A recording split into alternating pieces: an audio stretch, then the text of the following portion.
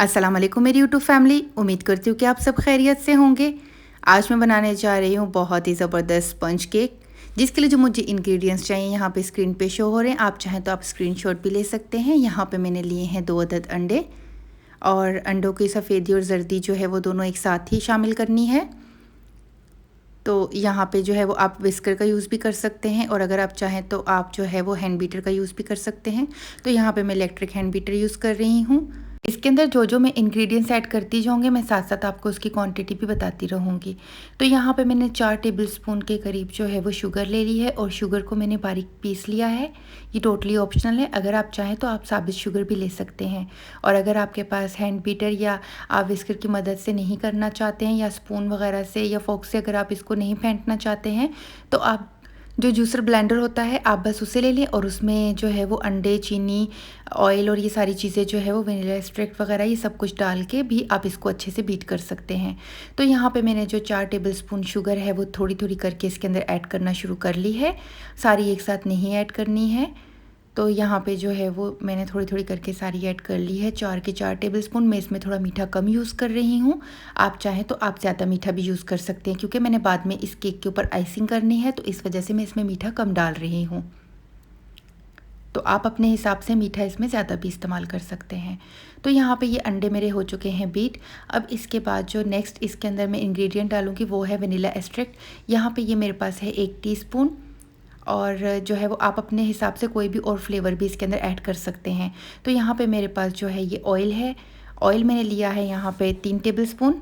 और अभी जो है मैं सारे जो लिक्विड इंग्रेडिएंट्स है वो मैं डाल रही हूँ। तो इसके बाद अब जो है मैं इसे अगेन जो है वो अच्छे से बीट कर लूँगी। और व्यूवर्स, इसी के साथ ही अगर आपको मेरे चॉकलेट स्पंज केक की रेसिपी चाहिए तो मैं ऊपर आई बटन में उसका लिंक दे रही हूँ, आप प्लीज़ वहाँ से जाके उस रेसिपी को भी देख सकते हैं। तो ये सुपर इजी रेसिपी है जो अभी मैं बना रही हूँ। अभी यहाँ पे मैंने 1 कप जो है वो मैदा लिया है, और मैदे को अच्छे से छान लेंगे। इसी के साथ मैंने 2 पिंचेस जो है वो नमक लिया है। 1.5 टीस्पून मैंने जो है बेकिंग पाउडर लिया है, और ये मेरे पास हाफ़ टी स्पून जो है वो बेकिंग सोडा है। तो बेकिंग सोडा भी अब मैंने इसके अंदर ऐड कर लिया है। और अब इन सारे ड्राई इंग्रेडिएंट्स को थोड़ा थोड़ा करके ऐड करेंगे।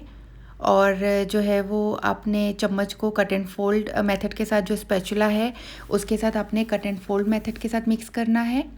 तो यहाँ पे जो इसके अंदर मैंने अभी ड्राई इंग्रेडिएंट्स डाले हैं, जिसमें बेकिंग पाउडर, मैदा और सोडा वगैरह जो भी हैं वो मैंने डाल दिए हैं। और अब इनको मैं थोड़ा थोड़ा छान के जो है वो इसके अंदर डाल रही हूँ। इसको छानना लाजमी है। तो यहाँ पे ये आप देख सकते हैं ये सारा छन चुका है, और इसको कट एंड फोल्ड मेथड के साथ जो है मैंने अच्छे से मिक्स कर लेना है। और ये आप देख सकते हैं कि ये इसी के अंदर इसका एक अच्छा सा स्मूथ सा बैटर बन जाएगा। अब इसके अंदर जो है मैं 1 टेबलस्पून के करीब इसमें मैंने विनीगर, वाइट विनीगर मैंने ऐड कर लिया है। इससे जो है ये मेरा स्पंज बहुत ज़्यादा सुपर स्पंजी बनेगा। तो इस वजह से मैं इसमें विनीगर ऐड कर रही हूँ। अगर आप चाहें तो आप इसमें 1 से 2 टेबलस्पून के करीब मिल्क भी ऐड कर सकते हैं, मगर मैं इस वक्त यहाँ पे मिल्क ऐड नहीं कर रही हूँ। मैं इसमें से जस्ट विनीगर का यूज़ कर रही हूँ। तो यहाँ पे आप देख सकते हैं कि मेरा बहुत अच्छा सा स्मूथ सा इसका बैटर बन चुका है। और इसी के साथ ही जब मैं इसे मिक्स कर रही थी तो मैंने ओवन को प्री हीट कर लिया है 10 मिनट पहले। और मेरा ओवन जो है 180 डिग्री पे प्री हीट हो रहा है, और उसकी मैं जस्ट नीचे की रॉड जो है वो ऑन करूँगी। और यहाँ पे मैंने जो है वो मोल्ड को ग्रीस करके इसके ऊपर मैदा स्प्रिंकल कर लिया है। और अब जो मेरा सारा बैटर है मैं इसके अंदर पोर कर लूँगी अपने मोल्ड के अंदर। और ओवन मेरा जो है वो ऑलरेडी 10 मिनट पहले से प्री हीट है 180 डिग्री पे, और मैं इसे जो है वो 15 से 20 मिनट के लिए इसे ओवन में रखूँगी।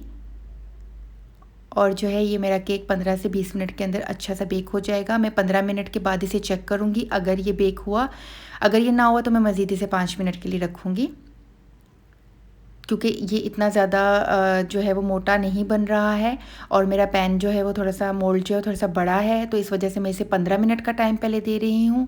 और अगर ये 15 मिनट में रेडी हो जाता है तो ये ठीक है। अब मैं इसे टैप कर रही हूँ। तो आप देख सकते हैं इसे अच्छे से टैप कर लेना है, क्योंकि इसके अंदर अगर कोई भी एयर बबल वगैरह हो तो वो निकल जाए। तो यहाँ पे आप देख सकते हैं मैंने जस्ट नीचे वाला रॉड ऑन करके जो है वो इसे बेक किया है, और ये जो है वो टोटल 18 मिनट के अंदर बेक हुआ है। और ये आप देख सकते हैं ये कितना अच्छे से बेक हुआ है। और अब जो है मैं आपको इसको डीमोल्ड करके बताती हूँ। तो तो ये अभी जो है बहुत गर्म है, क्योंकि अभी अभी मैंने इसे ओवन से निकाला है। तो अब देख सकते हैं जब ये केक बेक हो जाता है तो ये खुद ही जो है वो किनारे इसके छूट जाते हैं। मैं फिर भी एक बार जो है वो चेक कर लूँगी कि मेरा केक ख़राब ना हो जाए, तो मैं इसके किनारे जो है वो इस तरह से चेक कर लूँगी कि कहीं पर अगर कोई स्टक हो तो वो आराम से जो है वो निकल जाए और मेरा केक ख़राब ना हो। अगर आप चाहें तो आप जो है वो मोल्ड पे बटर पेपर या जिसे पार्शल पेपर भी कहा जाता है वो भी आप लगा के जो है वो कर सकते हैं। मैं बटर पेपर का यूज़ नहीं करती हूँ, मैं जस्ट जो है वो ऑयल के साथ ग्रीस कर लेती हूँ पैन को, मोल्ड को, और उसके बाद जो है उसके ऊपर मैं मैदा स्प्रिंकल कर लेती हूँ, तो मुझे वो ज़्यादा ईजी रहता है और इससे मैं आराम से डीमोल्ड भी कर लेती हूँ। तो यहाँ पे ये आप देख सकते हैं कि मैं अभी इसे जो है वो डीमोल्ड कर रही हूँ और ये काफ़ी ज़्यादा गर्म है और जो है वो मुझे आज ही इसकी आइसिंग भी करनी है, मगर इसकी आइसिंग में इसके ठंडे होने के बाद करूँगी। तो आप देख सकते हैं कितना सुपर सॉफ्ट सा मेरा केक बन के तैयार हो चुका है, बहुत ही कम इंग्रेडिएंट्स के साथ और बहुत ही जल्दी तैयार हो जाने वाला ये केक है। आप ज़रूरी नहीं है कि अगर आपने आइसिंग करनी है तो ही आप इस केक को बनाएं, आप जो है वो टी टाइम के लिए भी इस केक को बना के रख सकते हैं। जैसे शाम की चाय के साथ भी जो है वो आप इसे सर्व कर सकते हैं। तो ये देखिए कितना मज़ेदार सा जो है वो इतना इजीली ये कट हो रहा है। अभी थोड़ा सा गर्म है और जो है मुझे इसको काटने में थोड़ा सा मसला हो रहा है। तो आप देख सकते हैं, वाओ, ये बहुत ही माशाल्लाह से ज़बरदस्त सा जो है वो बन के तैयार हुआ है। और ये जस्ट एक कप का है और मेरा जो मोल्ड था वो थोड़ा सा बड़ा था, तो इस वजह से ये इतना ज़्यादा फूला नहीं है। तो ये आप देख सकते हैं कि ये कितना ज़बरदस्त सा बना है। और इसी के साथ ही जो है वो व्यूवर्स, अगर आपको मेरी ये रेसिपी पसंद आई है तो प्लीज़ मेरे चैनल को सब्सक्राइब कर लीजिए, बेल आइकन को प्रेस कर लीजिए और इस वीडियो को लाइक कर लीजिए। तो ये देखिए यहाँ पे ये मैं मोल्ड भी दिखा रही हूँ कि मोल्ड जो है वो बिल्कुल क्लीन निकला है और ये मेरा केक इतना सुपर सॉफ्ट सा बना है। इसी के साथ ही व्यूवर्स मुझे दीजिए इजाज़त, इंशाल्लाह ताला नई रेसिपी के साथ। तब तक के लिए अपना बहुत ख्याल रखिएगा। इंशाल्लाह ताला मिलती हूँ इसकी आइसिंग वाली वीडियो लेके, तब तक के लिए अल्लाह हाफिज़, फ़ी अमानिल्लाह।